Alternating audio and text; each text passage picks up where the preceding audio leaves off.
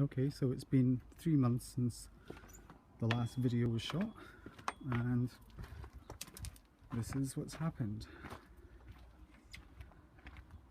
Strawberry bed's still growing away, still producing some strawberries.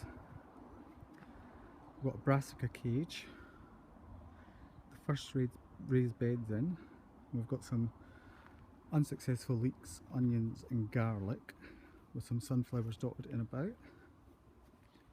There's the leeks, not looking too bad. Some sweet peas dotted in about and some pickling onions. So I'll take you over to the brassica cage. So in here I've got cavolo nero, Savoy cabbage, sprouts, a couple of different types of broccoli. There's purple and normal. And up the back I've got some cabbages, cauliflower and some kohlrabi. So if we go under the netting, sorry about the dodgy camera work, we've got the kohlrabi starting to ball up, and there's one here that's ready for picking.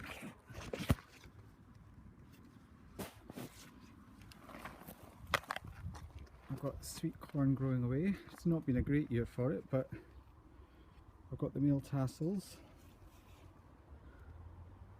Broad beans, it's been a good year for broad beans.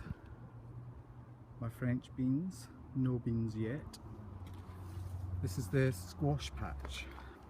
So I'm growing spaghetti squash, and it started producing female flowers and fruits. They're quite long. This is the pear stroke apple tree, which has lost all but about 2 fruits. There's one, and there's a scabbier looking one down here somewhere.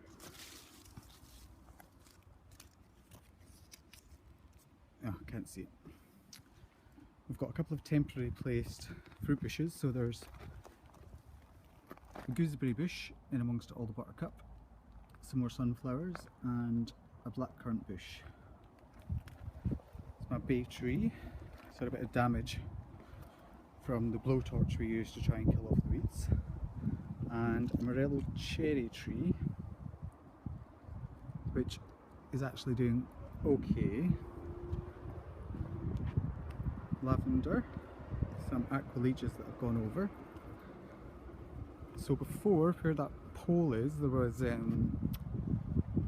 Red Duke of York, and I had a couple of buckets of Anyas, and on the other side in there was Kestrel. So they were my first earlies. They weren't the best production, and in here there's a mixture of Desiree and other main crops. Then this row here are Mayan gold, and the big bed up the back here is leftovers from the Allotment Society, and they seem to be doing really well. Unfortunately, the carrots are starting to suffer from carrot root fly. I've had the occasional one keel over, and when I've pulled them out, they seem to have the little white maggots.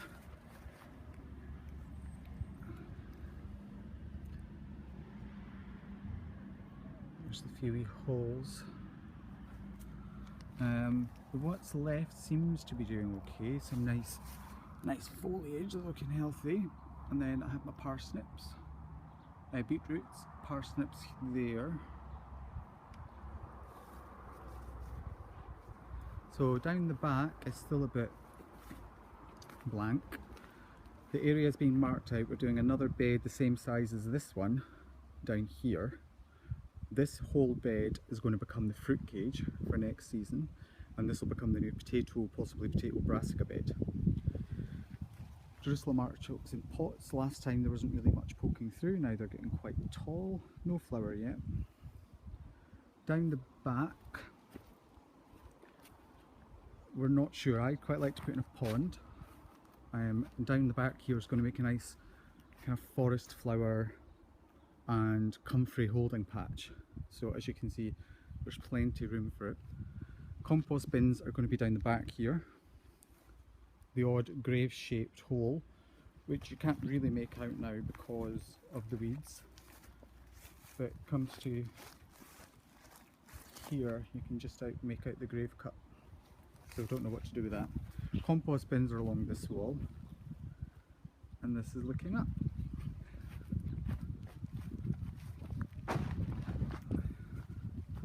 So I'll take you up to the first of our raised bed system.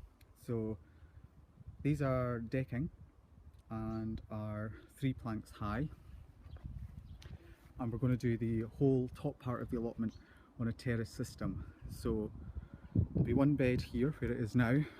We'll drop down a slight level here, next raised bed, down a level, next raised bed, and then so there'll be 9 in total on this area, 10 including the strawberry patch. The crocosmia again was barely poking through the ground.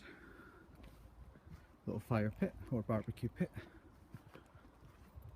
This monstrosity, which has just been left filled with weeds thanks to the previous owner.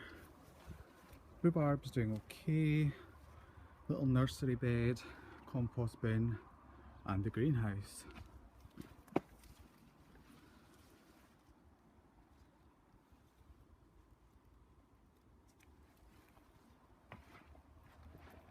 So we moved the bench off of the old rotten decking, and we've got they did look better during the summer, 2 pots planted up. These are the Munchkin climbing pumpkins. As you can see, they're quite petite and are starting to grow up the arch. I have sweet peas and Munchkin pumpkins on both poles, so there's 4 and they should go up. This one's doing much better than the rest. This is the new decking. We're getting there. It's been secured in 2 or 3 feet down, postcrete, the works. What was there before was just rotten. There will be railings put in all the way around, steps. This area here will be decked over, taking you straight over to the greenhouse. And steps at both sides, so probably here and the entrance on that side. So excuse the tomatoes, there's probably going to be people going nuts at the state of them. There's too many in this one raised bed, but I'm doing my best. There's lots of tomatoes on them. I've been removing the side shoots as and when I see them. I've had some mutant tomatoes, apparently it's called proliferation, where they seem to be merging together. And I've been told just to take them off. But the rest of them look really healthy, big Marmande I think they're called, tomatoes. And they're just huge. The strawberry varieties in here have done really well. There's El Santa and Marshmallow. We just need to find out which one is which and get the runners sorted out. The marshmallows were particularly nice. More tomatoes on this side, a couple of chilli plants and a tuber, yams I believe they're called, but there seems to be an awful lot of nasturtiums mixed in with soil, so we'll see what happens with them. Jalapeno and Apache chilies starting. I do think these will need moved over to the window because obviously there's no door on the greenhouse, and they're a bit too close to the colder air. I recommend this weeder to anyone who weeds a lot by hand. It's fantastic. It was £25 from Dobbies and it's well worth it. It's called Bergen and Ball Weed Slice. It is just, it's epic. These are the blackcurrant bushes for the new fruit cage for next year. That's the Concord grape, and a cucamelon plant I'm taking into work for a friend, but it's already got little cucamelons on it. I can't wait. And just the shed looking a bit tidier, thanks to Dave. And that's it. So hopefully I'll keep this update coming and I'll speak again soon. Feel free to leave comments and messages and any suggestions. Thanks.